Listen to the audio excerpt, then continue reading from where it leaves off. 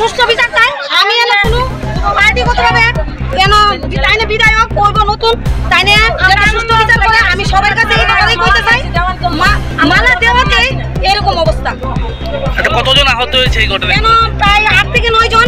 একজন মাথা ফাটিয়ে গেছে, একজনের এদিকে মনে হইতাছে কোনো লোহা জাতীয় জিনিস দিয়ে সে আঘাত করছে। হেলমেট দিয়ে বাইরে একদম হেলমেট দিয়ে বাইরে একদম অবস্থা খুব কাহিল।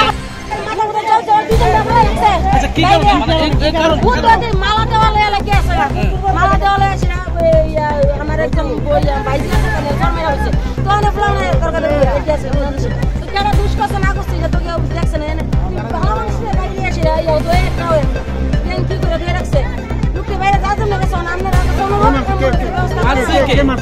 যুব মুসাজন সায়ন যান সাবধারি করে আমি তারে সঠিক চিনি সাবধারি আছে সায়ন আপনার কিছু নাম কি